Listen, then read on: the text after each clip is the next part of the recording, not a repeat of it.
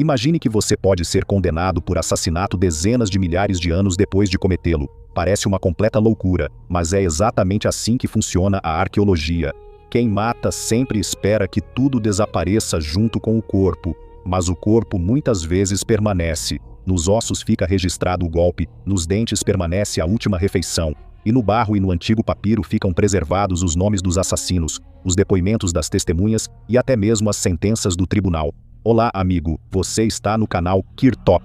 A arqueologia não pode prender ninguém, mas às vezes pode encontrar provas de crimes cometidos há milhares de anos, quando do culpado não restou nem mesmo o pó. Hoje vou contar sobre alguns desses casos, desde a Idade da Pedra até a Europa medieval. E no final chegaremos a um assassinato em que a ciência, após 750 anos, devolveu o nome à vítima e revelou quem empunhava a espada. Este vídeo vai gerar muitos comentários. O crânio da caverna Chaklavina. Vamos começar com o caso mais frio de toda a história da humanidade. O crânio foi encontrado ainda em 1941 na caverna Chaklavina, no sul da Transilvânia. Trabalhadores que extraíam fosfatos para fertilizantes o desenterraram por acaso. Este é um dos crânios mais antigos e bem preservados dos primeiros humanos modernos na Europa. A idade é de cerca de 33 mil anos, e ele está associado à cultura aurinhaciana, ou seja, aqueles caçadores da Idade da Pedra. Depois deles, restaram os primeiros desenhos rupestres europeus e flautas de osso. Por quase 80 anos este crânio serviu à ciência como um valioso objeto antropológico. Ele foi medido e descrito em trabalhos sobre a evolução humana. E duas rachaduras visíveis nele eram consideradas danos comuns pós-morte, danos que qualquer osso recebe depois de ficar enterrado por dezenas de milhares de anos. Esse caso só foi revisado em 2019 por uma equipe liderada pela paleoantropóloga Katerina Karvat, da Croácia, da Universidade de Medicina e pela antropóloga forense Helena Kraniotti. Eles publicaram um estudo na revista PLOS ONE. Eles trataram o crânio como uma evidência material em um caso de morte violenta. Primeiro, fizeram um modelo tridimensional preciso do osso. Depois, realizaram uma série de experimentos de impacto em crânios sintéticos, repetindo diferentes cenários, desde quedas de altura até golpes com objetos pesados. Compararam as rachaduras deixadas por cada um. O resultado foi claro. Ambas as lesões ocorreram no momento da morte, com o osso ainda vivo, não séculos depois, na terra. A primeira é uma fissura longa na base do crânio, a segunda é uma depressão no lado direito, uma parte do osso que o impacto literalmente empurrou para dentro. Foi causada por objeto de superfície de impacto arredondada. Algo como um porrete. Há várias evidências de que foi um golpe em uma cabeça viva, e não um dano causado no solo. Um fragmento ósseo está pressionado para dentro. Pequenos fragmentos permaneceram em seus lugares, e uma das fissuras divergentes passou exatamente pelo sulco onde havia um vaso sanguíneo fino no osso. Não há sinais de cicatrização em nenhum lugar. Isso indica que, após os golpes, a pessoa não sobreviveu. Experimentos descartaram queda ou fissuras após a morte. O que segue não pode ser comprovado, e os autores admitem isso. Devido à fratura deprimida do lado direito, supuseram que a vítima estava de frente para o agressor, que poderia ser canhoto ou usar ambas as mãos. Trata-se de uma hipótese de trabalho, não de um fato comprovado. Nunca saberemos quem eram essas pessoas ou o que houve entre elas, pois da vítima só restou o crânio, impossibilitando a análise de outros ferimentos. Mas é certo, trata-se do assassinato mais antigo da humanidade. Há cerca de 33 mil anos foi cometido com um golpe contundente na cabeça. A evidência pôde ser lida mais de 300 séculos depois. Quem matou Otzi? Em setembro de 1991. Dois turistas caminhavam por uma geleira nos Alpes de Edstall, na fronteira entre a Itália e a Áustria, e notaram um corpo na água do degelo. A princípio todos pensaram que era um alpinista morto. Talvez alguém desaparecido há uns 2 anos. Ao retirar o corpo e mostrá-lo a especialistas, viram que era uma das múmias mais bem preservadas da antiguidade. Esse homem morreu aqui, cerca de 5.300 anos atrás, ou seja, antes mesmo de surgir a primeira pirâmide no Egito. Ele foi chamado de Edsi, em homenagem ao vale. Na morte ele tinha cerca de 40 a 45 anos. O gelo o preservou tão bem que cientistas recuperaram pele, cabelos e até o conteúdo do estômago. Ressalto que arqueólogos ficariam horrorizados ao ver esse vídeo. Como trataram os restos de Edsi de forma descuidada e desrespeitosa, e como eles foram danificados. Um dos descobridores até pisou nele, e usou uma picareta ao redor dele. e espalhava os artefatos como se fossem lixo. Claro, eles não sabiam de imediato quantos anos ele tinha, mas mesmo que ele tivesse morrido relativamente há pouco tempo, preservar as evidências é muito importante. Tem mais um ponto que choca. Itália e Áustria não queriam o corpo por questões burocráticas, mas ao descobrirem a idade da múmia, iniciou-se uma disputa para decidir em qual país ela realmente estava. A primeira hipótese era de uma morte não violenta. Acreditava-se que Edice simplesmente congelou nas montanhas, pegou mau tempo no passo. Essa versão durou 10 anos. Essa versão caiu por terra em um único dia, em 2001, quando Terengien revelou uma ponta de flecha de pedra em seu ombro esquerdo. Naquele período também acharam um orifício de entrada em suas costas. O caso instantaneamente deixou de ser considerado um acidente, passou a ser tratado como assassinato. A tomografia computadorizada forneceu a prova decisiva.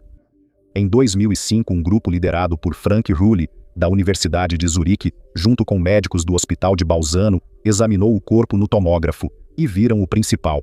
A ponta da flecha passou sob a escápula esquerda e cortou a artéria subclávia, grande vaso sob a clavícula.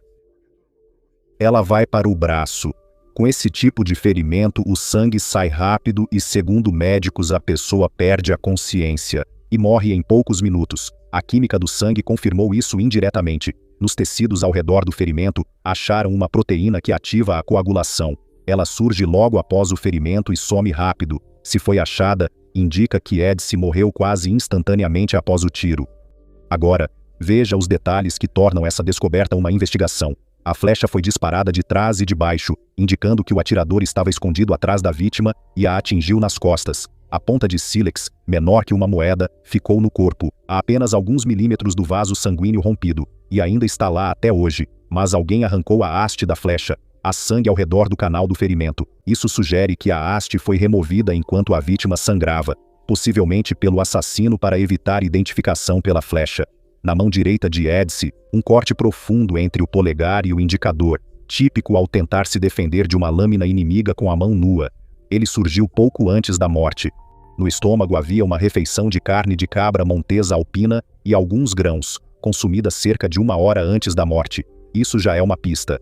Uma pessoa perseguida não se senta calmamente para comer. O ataque pareceu repentino e ele foi surpreendido enquanto descansava. Além disso, Edice também tinha um grave ferimento na cabeça, ocorrido na mesma época, por queda ou golpe. Alguns pontos dessa história ainda são debatidos por cientistas. Por anos, acreditou-se que a flechada foi imediatamente fatal e única causa da morte. Uma pesquisa recente de 2025, publicada no International Journal of Legal Medicine, reanalisou as mesmas tomografias. Com a reconstrução tridimensional da posição, sugere que a lesão no vaso sanguíneo pode não ter matado tão rápido. A perda de sangue, o choque e o frio das montanhas agiram juntos. O assassinato em si não muda com isso, apenas os minutos finais foram esclarecidos. O motivo continua desconhecido e não poderemos descobrir se foi uma emboscada por causa de uma antiga rivalidade, um roubo, uma briga no caminho ou algo maior. Não dá para saber só pelo corpo. Só se sabe que esse homem levou um tiro nas costas, depois foi finalizado, ou tentaram finalizá-lo, e depois disso o assassino ainda gastou tempo para arrancar o haste da ferida. O assassino de Edice acabou sendo esquecido, mas Edice, deitado morto, continuou contando ao mundo a sua história. Uma vala comum. Nos tempos antigos, em 2011, perto da vila de Košice, no sul da Polônia, arqueólogos escavaram uma vala comum com cerca de 5.000 anos de idade, e ficou imediatamente claro que este era um enterro incomum. Havia 15 pessoas na cova. Aqui estavam 5 mulheres adultas, 4 homens adultos, 2 meninas e 4 meninos. Todos eles morreram devido a golpes na cabeça. O enterro pertence à chamada cultura das ânforas globulares, de agricultores do final da Idade da Pedra. Receberam esse nome pelos característicos vasos de pedra. Segundo as datas, isso ocorreu cerca de 2.800 anos antes de Cristo. O mais assustador na descoberta só ficou claro quando uma equipe internacional, liderada por Hannes Schröder, investigou. Da Universidade de Copenhague, os cientistas analisaram o DNA de todos os 15 esqueletos, fizeram também a análise por radiocarbono e o estudo de isótopos. Eles notaram que estavam diante de uma grande família de 3 gerações. Mães deitavam ao lado dos filhos e irmãos estavam juntos. Esse trabalho foi publicado em 2019, na revista da Academia Nacional de Ciências dos Estados Unidos. Pelos ossos, é possível ver que quase todos receberam um golpe na cabeça. e quase não há ferimentos defensivos nos braços deles, o que indica que não tiveram tempo ou não conseguiram se proteger. Provavelmente foram pegos de surpresa, capturados e mortos rapidamente. Todos foram mortos com o mesmo tipo de arma, possivelmente um machado de pedra. A história então surpreende. Essas pessoas sofreram mortes brutais, mas foram enterradas cuidadosamente. Os corpos não foram jogados na cova de qualquer jeito, eles foram cuidadosamente colocados, e foram dispostos de acordo com os laços familiares, a mãe junto com seus filhos, parentes próximos uns dos outros. Junto com eles, colocaram na tumba um rico inventário funerário, utensílios e joias, como fazem apenas com aqueles que são despedidos com respeito. Só poderia ter feito isso quem conhecia bem os falecidos, e para quem eles eram realmente queridos. E aqui a genética revelou mais um detalhe. Entre as mulheres e crianças mortas na tumba, não estavam presentes seus maridos e pais. Esses homens não estavam em casa durante o ataque, pois tinham saído para trabalhar ou caçar. Ao voltarem, encontraram seus familiares mortos e os enterraram. Pense nesse retorno para casa por um momento, e entenderá por que arqueólogos chamaram essa descoberta de tragédia familiar. Não sabemos quem atacou a família. O autor do estudo associa cautelosamente o massacre às grandes migrações da época, vindas do leste, das estepes. Para a Europa chegavam portadores da cultura da cerâmica cordada, diferentes geneticamente dos habitantes de Kozice, que não tinham mistura das estepes. O conflito pode ter ocorrido por disputa de terra e recursos, mas isso é só uma possível explicação, não um fato comprovado. Não se sabe quem foram os atacantes, e nem sabemos se eram pessoas de fora ou do próprio grupo, mas temos certeza, há 5.000 anos, uma família inteira, principalmente mulheres e crianças, foram mortos com golpes na cabeça em um período muito curto de tempo. Quem os matou? Nunca saberemos, mas essas 15 pessoas mesmo mortas, permaneceram juntas. A ciência moderna explicou qual era a relação entre eles. O tribunal mais justo do mundo. Cerca de 3.870 anos atrás, na Mesopotâmia, ocorreu um assassinato. Os materiais sobre esse caso chegaram até nós por completo. Este é o mais antigo protocolo judicial sobre assassinos conhecido, registrado em escrita cuneiforme, com símbolos feitos com facas, em uma tábua de argila úmida. Os cientistas reuniram o texto de fragmentos achados na antiga Nippur, no atual Iraque. Quem os decifrou e traduziu foi um dos maiores especialistas na língua suméria, Samuel Kramer, junto com seus colegas. Hoje, essa tábua está guardada em um museu, e nela está registrado na íntegra um caso criminal, com quase 4.000 anos de idade. O caso é o seguinte: 3 homens, chamados Nana Sik, Ku Enlil, que era barbeiro de profissão, e Enlil Enan, jardineiro, mataram um homem chamado Luinana. Ele não era um simples cidadão, mas um servidor do templo, uma pessoa de destaque naquela época, e depois do assassinato, esses 3, por algum motivo, eles foram até a esposa dele, chamada Nindada, e contaram a ela que o marido estava morto, e é aí que começa o motivo pelo qual esse caso é lembrado até hoje. A esposa não contou nada a ninguém, ela guardou o segredo dos assassinos e não procurou as autoridades. O caso chegou até o próprio rei, chamado Ur-Ninurta, que governava a partir da cidade de Isin. O rei não julgou o caso pessoalmente, mas transferiu a investigação para a Assembleia da cidade de Nippur. Nesses casos atuava como tribunal, ocorrendo uma verdadeira disputa judicial, quase como em uma sala de audiências moderna. 9 pessoas atuaram como acusadores. A tabuinha mostra que eram cidadãos comuns, como um caçador de pássaros e um oleiro. Eles pediam a morte dos 3 assassinos e também da esposa, vista como cúmplice. Afinal, ela sabia do crime e ficou em silêncio. Então 2 se levantaram e defenderam a mulher. O argumento deles era simples e soa bastante moderno. Ela mesma não participou do assassinato, não colocou as mãos nisso, portanto não havia motivo para puni-la. Na essência temos aqui acusação e defesa. Uns exigem a execução, outros atuam como defesa. E tudo isso milhares de anos antes de existirem tribunais como conhecemos hoje. A decisão da Assembleia chegou até nós, e ela é severa. O tribunal entendeu que o silêncio da esposa indicava envolvimento na morte do marido. Ao final, os 4 foram condenados à morte. Eles deveriam ser executados diante da cadeira vazia de Luinana, onde ele se sentava em vida.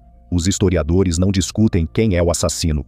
Todos os nomes estão na placa de forma clara. A polêmica envolve a esposa do falecido. Ela é culpada por saber e se calar. Assim, a placa permite 2 interpretações. Em uma versão, todos foram executados. Em outra, a mulher foi solta.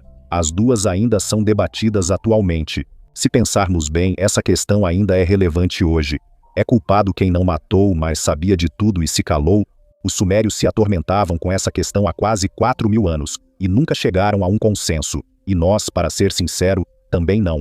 E você, o que acha? A esposa deve ser punida igual aos assassinos por ter acobertado e ficado em silêncio? Escreva nos comentários. Conspiração contra Ramsés III. Ramsés III foi um dos últimos grandes faraós do Antigo Egito e governou aproximadamente de 1186 a 1150 a.C. Os historiadores já sabiam há muito tempo que uma conspiração estava sendo preparada contra ele, porque foi preservado um documento judicial, conhecido como o Papiro Judicial de Turim. Isso é basicamente o registro do julgamento dos conspiradores. A partir dele, sabe-se que o atentado foi planejado por uma das esposas secundárias chamada Teia. Ramsés tinha muitas esposas e filhos, e pela lei, o trono deveria ir para o herdeiro da esposa principal. Isso não agradava a Teia. Ela queria eliminar o governant e colocar seu próprio filho, chamado Pentaur, no trono. Mais de 40 pessoas foram envolvidas na conspiração. Entre eles estavam funcionários, o chefe da guarda do palácio, mulheres do harém e até sacerdotes responsáveis pelos rituais mágicos. Na essência, foi um golpe palaciano preparado dentro da própria casa do faraó, bem debaixo do seu nariz. Por muito tempo havia uma grande lacuna nesse caso. O papiro explicou quem planejou a conspiração, como foram punidos, quem foi executado e quem teve que se suicidar. Mas em nenhum momento ele dizia claramente se conseguiram ou não matar o próprio faraó. Sua múmia foi examinada ainda no século XIX. Porém, as grossas bandagens e o colar no pescoço impediam ver sinais da causa da morte, deixando a questão sem resposta por quase 30 séculos. O faraó morreu por volta da época do julgamento dos conspiradores, mas como isso ocorreu era um mistério. A resposta só surgiu em 2012. A equipe, que incluía o egiptólogo Zahi Hawass e a especialista em diagnóstico por imagem Sahar Salim, decidiu estudar a múmia novamente, sem desenrolá-la, para não danificá-la. Eles colocaram Ramsés em um tomógrafo moderno, igual ao usado em hospitais para examinar o corpo em camadas. Assim observaram sob as bandagens sem tocá-las e descobriram o que havia ali. Sob a gola de linho denso ocultava-se um corte profundo de cerca de 7 centímetros na garganta. Atingiu quase toda a largura do pescoço, cortando traqueia, esôfago e vasos principais até as vértebras. Ninguém sobrevive a isso. A morte ocorre em segundos. Tomografia da múmia de Ramsés III revelou que o faraó teve a garganta cortada, um ferimento fatal. E só após 3.000 anos as tecnologias modernas desvendaram esse mistério. Os embalsamadores esconderam o ferimento, cobriram-no com uma gola e colocaram dentro da ferida um amuleto em forma do olho de Horus para curar o corpo no além. Por isso ninguém viu o ferimento antes, pois foi intencionalmente ocultado no embalsamamento. Os resultados foram publicados em uma revista médica britânica, e isso foi uma verdadeira sensação. Alguns anos depois, a mesma pesquisadora analisou também os pés da múmia e descobriu outro detalhe. O dedão do pé esquerdo tinha sido decepado com uma arma diferente da que cortou a garganta. A partir disso, concluiu-se que o faraó foi atacado por várias pessoas ao mesmo tempo, e de diferentes lados, alguém pela frente, alguém por trás, simultaneamente. Assim, não foi um ataque isolado, mas sim uma ação coordenada de um grupo de assassinos que encurralaram o governante e atacaram com precisão. Ainda assim, alguns fatos do caso ficaram ocultos. Sabemos quem liderou a conspiração e as sentenças do tribunal. Agora sabemos que o faraó foi assassinado com a garganta cortada. Mas quem segurava a faca e deu o golpe fatal, nunca saberemos. Muitos nomes de participantes foram apagados de documentos e monumentos como punição, para privá-los até da própria lembrança. O julgamento dos conspiradores não foi feito por Ramsés III, e sim por seu filho e herdeiro, Ramsés IV, em nome do pai assassinado. Entre as múmias egípcias destaca-se o chamado Homem que Grita, com o rosto congelado em expressão horrível e boca aberta. Foi enterrado como punição. O corpo foi enrolado em pele de cabra, impura para os egípcios, e colocado em um caixão simples, sem inscrição ou nome, como se quisessem apagar a pessoa da eternidade de propósito. Ao analisar o DNA, descobriram que era filho biológico de Ramsés III. Provavelmente estamos diante de Pentaur, por quem sua mãe iniciou a conspiração e que, após o julgamento, foi forçado a tirar a própria vida. Papiros sobre o saqueamento de tumbas. No final da Era do Novo Império, durante o reinado do faraó Ramsés Nopemobus em Tebas, aconteceu algo que pode ser chamado, sem exagero, de uma verdadeira investigação criminal. Com protocolos, buscas, interrogatórios e julgamento. chegou até nós um grupo inteiro de documentos que são chamados assim, papiros sobre o saqueamento de tumbas. Entre eles estão o papiro Abbott, o papiro Amherst, também conhecido como papiro Leopoldo II. E mais alguns rolos, que hoje estão guardados no Museu Britânico e em algumas outras coleções. Eles datam aproximadamente dos anos 1110 a.C. e contam como em Tebas eram violados e saqueados os túmulos reais e templos. Imagine um verdadeiro caso criminal com mais de 3.000 anos. Com lista de acusados, depoimentos e registros de interrogatórios, o enredo lembra um romance policial. 2 altos funcionários responsáveis por diferentes margens da cidade brigaram entre si e começaram a se acusar publicamente. Um deles afirmou que as tumbas reais na margem oeste foram saqueadas. O outro negou veementemente e disse que estava tudo no lugar. Para descobrir quem estava certo, as autoridades formaram uma comissão e fizeram uma verdadeira inspeção diretamente no cemitério dos reis. O papiro de Abbott fala sobre isso em detalhes. Os inspetores visitaram várias tumbas reais e tumbas de sacerdotisas e registraram cuidadosamente o estado de cada uma.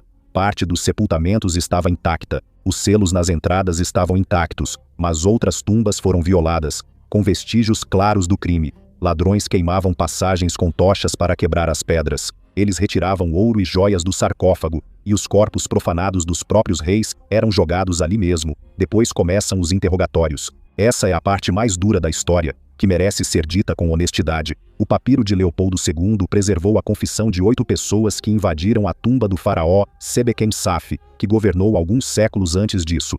Os saqueadores violaram o túmulo tanto do próprio rei quanto de sua esposa, a rainha Nubha'az. Arrancaram das múmias o ouro, os amuletos e as joias. Depois queimaram o que restou. O documento também descreve em detalhes como foi conduzida a investigação. Os depoimentos eram arrancados com espancamentos, as pessoas eram golpeadas com bastões nas mãos e nas pernas, forçavam os suspeitos a reconstituir o crime no local, e mantinham os suspeitos trancados no templo. Um dos ladrões, um artesão chamado Amin Amenpanufer, contou diretamente como ele e seus cúmplices, ano após ano, arrombavam túmulos na margem oeste de Tebas e dividiam o saque entre si. Esses documentos revelam mais que roubos isolados. Expõem um sistema de corrupção. A maioria dos ladrões vinha da comunidade de trabalhadores, da famosa vila de Deir el-Medina e das aldeias vizinhas, os mesmos que haviam construído esses túmulos. Ou seja, os túmulos eram abertos por quem sabia exatamente onde ficava a entrada escondida, as armadilhas e os objetos valiosos. E por trás deles, fica claro o acobertamento por parte de funcionários de mais alto escalão, até mesmo do prefeito, justamente daqueles que deveriam proteger tudo isso. Ao mesmo tempo, o tribunal, por mais que possa parecer estranho pelos nossos padrões atuais, não funcionava como uma simples retaliação. Nem todos os acusados foram considerados culpados, e as punições variavam bastante em severidade. As confissões que usamos bastante foram obtidas sob tortura e devem ser analisadas com cautela. Sob espancamento, a pessoa fala qualquer coisa para que parem. As datas e a extensão dos saques ainda são debatidas por historiadores. Com o tempo, ladrões alcançaram a maioria das tumbas reais de Tebas, e quase todas chegaram até nós, já vazias. Ainda assim, isso impressiona. Há mais de 3.000 anos já existiam comissões de investigação.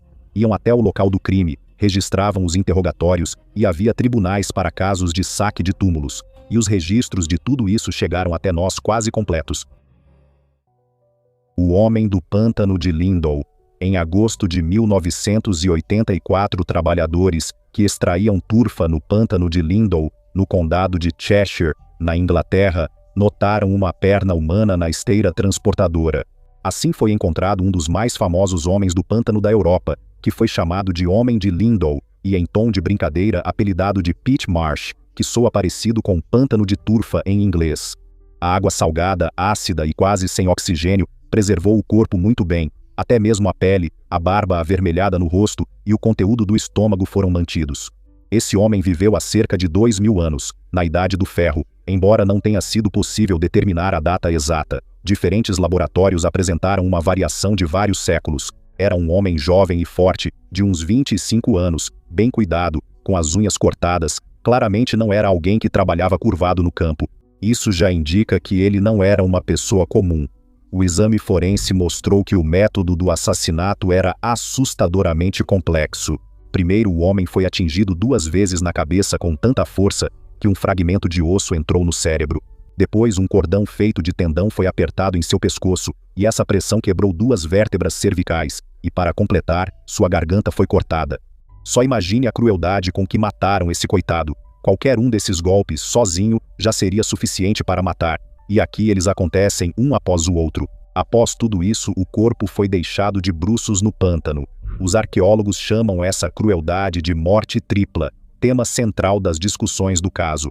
A discussão já não é mais sobre quem matou, mas sim sobre o motivo. Um grupo de pesquisadores, e essa é uma versão antiga e influente, vê aqui um sacrifício ritual.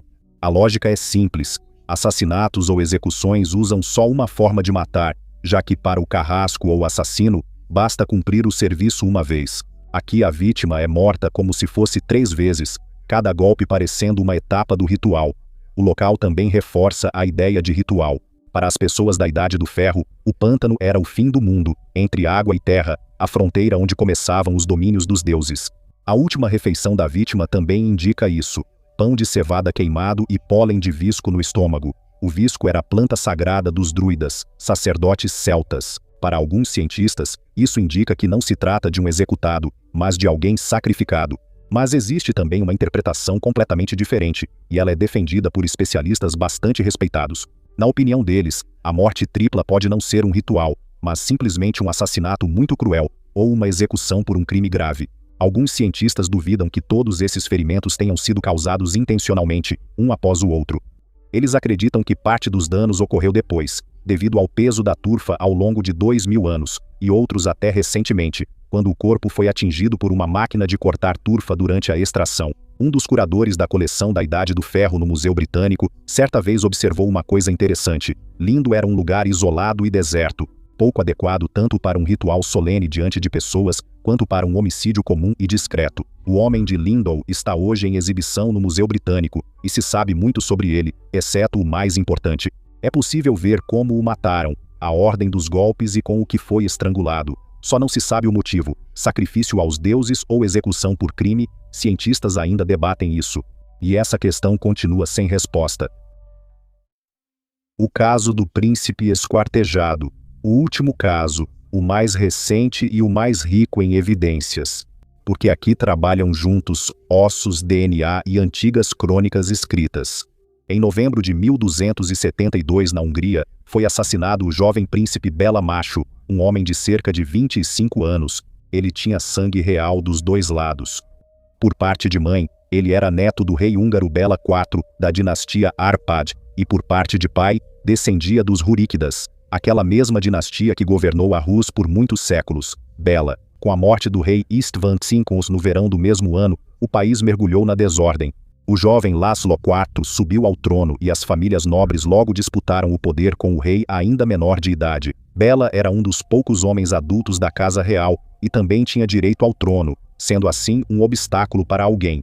Segundo crônicas do século XIII, ele foi chamado para um conselho na Ilha dos Coelhos, hoje Ilha Margarida, no centro de Budapeste, onde caiu em uma armadilha.